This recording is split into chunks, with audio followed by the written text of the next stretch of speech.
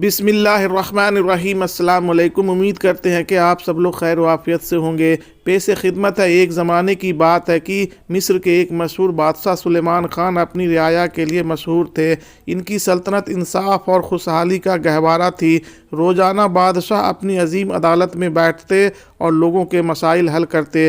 بادشاہ کا اصول تھا کہ طاقتور کو کمزور پر ظلم کا حق نہیں اور انصاف کا ترازو ہمیشہ برابر رہنا چاہیے۔ اصل محافظ اللہ ہے، میں تو صرف اس کا ایک بندہ ہوں۔ میرے محترم ناظرین اور میرے پیارے دوستو، ہماری اس ویڈیو کو مکمل طریقے سے سمجھنے کے لیے اسے آخر تک ضرور دیکھیں اور ہمارے چینل کو سبسکرائب کرنا بالکل ہی نہ بھولیں اور پاس میں دیے گئے بیل آئیکن بٹن کو بھی پریس کر دیں تاکہ ہماری اگلی آنے والی اس طرح کی ویڈیو کی نوٹیفیکیشن آپ لوگوں تک بآسانی پہنچتی رہے۔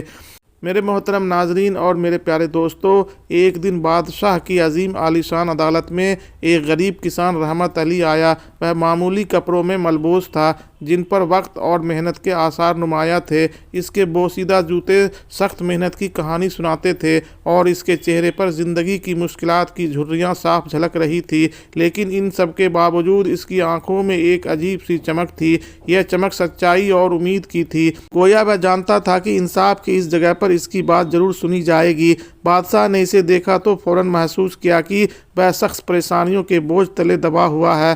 بادشاہ نے نرم لہجوں میں کہا، رحمت آگے آؤ اور بتاؤ کہ تمہاری کیا فریاد ہے۔ رحمت نے احترام سے بادشاہ کو جھک کر سلام کیا، پھر دونوں ہاتھ جوڑ کر کہا، جہاں پناہ میرا مسئلہ بہت بڑا ہے اور میرے لیے آپ کے سوا کوئی امید نہیں۔ رحمت نے لرزتے ہاتھوں سے اپنی پرانی زرد کاغذاتوں میں لپٹی دستاویز بادشاہ کے جانب بڑھائی۔ کاغذ پہ مٹی کے دھبے اور وقت کے اثرات نمایاں تھے، مگر تحریر واضح تھی۔ یہ ہے حضور، میرے والد نے یہ زمین میرے لیے چھوڑی تھی اور یہ دستاویز ان کی زندگی میں ہی بنائی گئی تھی۔ بادشاہ نے دستاویز کو غور سے دیکھا، اس کے چہرے پر سنجیدگی کے آثار نمایاں ہو گئے، گویا وہ گہری سوچ میں ڈوب گئے ہوں۔ دستاویز کی ہر طرف کا جائزہ لینے کے بعد انہوں نے کہا، یہ قیمتی ثبوت ہے رحمت، تمہاری بات سن کر یہ محسوس ہوتا ہے کہ تم سچ کہہ رہے ہو، مگر انصاف کا تقاضا ہے کہ دونوں فریقوں کی بات سنی جائے۔ بادشاہ نے بلند آواز میں حکم دیا، رئیس کو عدالت میں حاضر کیا جائے تاکہ وہ اپنا موقف بیان کریں اور اس معاملے کی حقیقت واضح ہو۔ عدالت میں ایک عجیب سا جوش و خروش پیدا ہو گیا۔ سب لوگ یہ دیکھنے کے منتظر تھے کہ انصاف کے اس سفر کا کیا انجام ہوگا۔ بادشاہ کی گہری نگاہیں رحمت کے دکھ کو محسوس کر رہی تھی اور وہ جانتے تھے کہ یہ صرف زمین کا نہیں بلکہ ایک مظلوم کی عزت اور بقا کا مسئلہ ہے۔ اگلے دن رئیس بڑے غرور کے ساتھ عدالت میں حاضر ہوا۔ اس نے اپنی شان و شوکت کا بھرپور مظاہرہ کیا۔ قیمتی ریشمی لباس، چمکتے ہوئے جوتے اور مہنگے زیورات سے سجا رئیس غرور اور تکبر کے عالم میں قدم رکھ رہا تھا۔ اس کے ساتھ ملازم بھی تھے جو ہر وقت اس کے اشاروں پر جھکتے نظر آ رہے تھے۔ عدالت میں موجود لوگ حیرت اور خوف کے ملے جلے جذبات کے ساتھ اسے دیکھ رہے تھے، کیونکہ رئیس گاؤں کا سب سے بااثر اور دولت مند شخص تھا۔ رئیس اپنی مخصوص کرسی پر بیٹھ گیا، گویا عدالت بھی اس کی ہی ملکیت ہو۔ بادشاہ نے اسے غور سے دیکھا اور صاف لہجے میں پوچھا، رئیس، یہ کسان رحمت علی کہتا ہے کہ تم نے اس کی زمین پر قبضہ کیا ہے، کیا یہ بات درست ہے؟ رئیس نے پہلے ایک حقارت بھری ہنسی، پھر اونچی آواز میں کہا، بادشاہ سلامت، یہ معمولی کسان جھوٹ بول رہا ہے۔ میرے خاندان کی یہ زمین کئی نسلوں سے ہمارے قبضے میں ہے اور اس کی پیش کی گئی دستاویز جعلی ہے اور حقیقت سے کوئی تعلق نہیں رکھتی۔ یہ شخص اپنی غربت کا سہارا لے کر مجھے بدنام کرنے کی کوشش کر رہا ہے۔ یہ سن کر عدالت میں موجود لوگوں کے درمیان سرگوشیاں ہونے لگی۔ رئیس کے الفاظ اور انداز نے گویا رحمت کے دعوے کو مشکور بنا دیا۔ بادشاہ نے رئیس کو غور سے دیکھا، مگر اس کے چہرے پر نہ کوئی غصہ تھا اور نہ ہی کوئی فیصلہ۔ انہوں نے گہری سوچ کے بعد کہا، رئیس، عدالت کے اصولوں کے مطابق ہم کسی نتیجے پر پہنچنے سے پہلے دونوں فریقوں کی بات سنیں گے اور معاملے کی مکمل تحقیقات کریں گے۔ اس کے بعد بادشاہ نے رحمت علی کی طرف دیکھا جو خاموشی سے کھڑا تھا۔ اس کے چہرے پر تھکاوٹ کے آثار تھے، مگر آنکھوں میں امید ابھی بھی باقی تھی۔ बादशाह ने अपनी नशिस्त से उठकर अदालत के सामने हुक्म दिया, यह मामला इतना सीधा नहीं जितना यह दिखाई देता है। अदालत एक दिन के लिए मुलतवी की जाती है ताकि ज़मीन के हक़ाइक़ और दस्तावेज़ की मुकम्मल तहकीकात की जा सके। हम यह भी मालूम करेंगे कि क्या रईस का दावा दुरुस्त है या रहमत अली की बात में सच्चाई है। जब अदालत बर्खास्त हुई तो बादशाह के दिल में एक गहरी सोच छा गई। वह मुसलसल खुद से यह सवाल कर रहे थे, क्या रईस वाकई झूठ बोल रहा है या गरीब का दावा दुरुस्त है। अगर रईस गलत है तो इसके पीछे इस गुरूर और झूठ की कहानी क्या हो सकती है। अदालत के बाहर मौजूद लोग भी यह कयास आराया कर रहे थे कि अगले दिन अदालत में क्या इंसाफ होगा। रईस अपनी गाड़ी में बैठकर रवाना हुआ, जबकि रहमत अली अपनी पुरानी चादर में लिपटे खामोशी से अदालत के दरवाजे से बाहर निकल गया। इसके दिल में अब भी उम्मीद बाकी थी कि बादशाह इंसाफ करेंगे और इसकी खोई हुई ज़मीन वापस मिल जाएगी। अगली रात बादशाह ने अपना शाही लिबास और जवाहरात छोड़ दिए और एक आम आदमी का रूप धारण कर लिया। इसने सादा कपड़े पहने, सर पर एक आम सी पगड़ी बांधी और एक छोटा चिराग लेकर महल के पिछले दरवाजे से खामोशी से निकल गया। यह रात तारीक और खामोशी थी और गांव की तरफ जाने वाले रास्ते पर खुल्क हवा चल रही थी।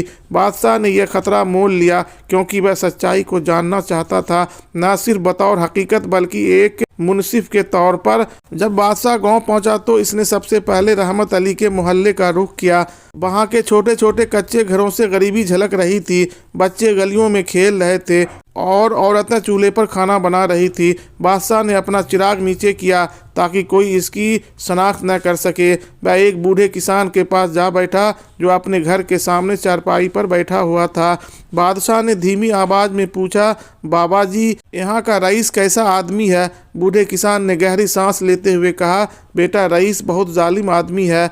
वह हमेशा गरीबों पर जुल्म करता है। इसके पास इतनी दौलत है कि वह अपनी ताकत के नशे में अंधा हो गया है। वह कभी किसी की नहीं सुनता। कई बार गांव वालों ने अपनी शिकायत लेकर बड़ी अदालत का दरवाज़ा खटखटाया, मगर इसकी दौलत ने हर बार इंसाफ को खरीद लिया। बादशाह ने गौर से किसान की बातें सुनी और मज़ीद लोगों से बात करने का फैसला किया।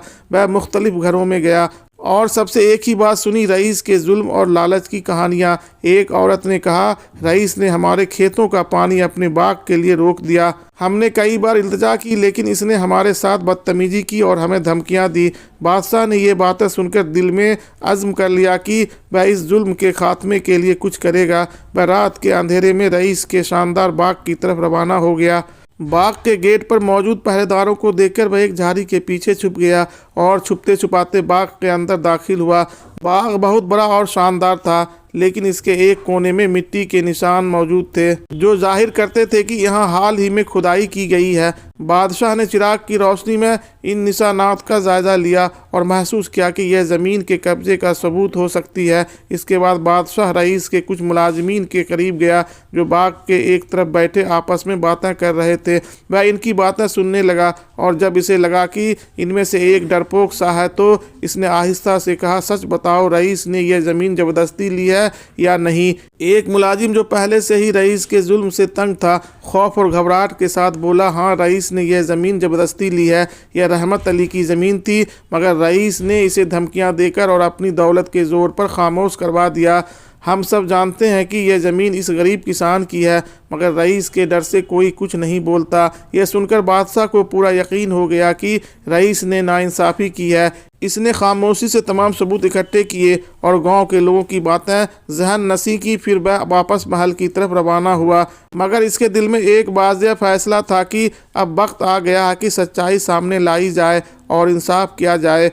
अगली सुबह अदालत दोबारा मुनक्कद हुई। बादशाह ने सबके सामने ऐलान किया, तहकीक से यह बात साबित हो चुकी है कि ज़मीन रहमत अली की मलकियत है। रईस ने इस पर नाजायज़ कब्जा किया है। रईस को हुक्म दिया जाता है कि वह फ़ौरन ज़मीन खाली करें और गरीब किसान को नुकसान का मुआवजा अदा करें।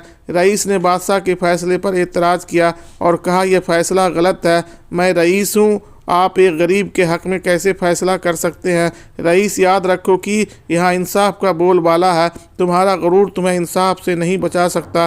रईस ने अपनी गलती तस्लीम की और ज़मीन वापस करने पर मजबूर हुआ। रहमत अली ने बादशाह का शुक्रिया अदा किया और कहा, आप वाकई अल्लाह के नायब हैं हुजूर आपने गरीब की फरियाद सुनी और इंसाफ किया। यह वाक़या सल्तनत के हर कोने में मशहूर हो गया और बादशाह सुलेमान की इज़्ज़त व मोहब्बत लोगों के दिलों में और बढ़ गई। इसने लोगों को यह सबक दिया कि इंसाफ हर शख्स का हक़ है, चाहे वह अमीर हो या गरीब। यह वाक़या इस बात की याद दहानी बन गया कि किसी मुआशरे की ताकत इंसाफ में पोशीदा हो। बादशाह सुलेमान की यह मिसाल आज भी कही जाती है कि एक अच्छा हुक्मरान वही होता है जो अपने लोगों के साथ बराबरी और इंसाफ से पेश आए।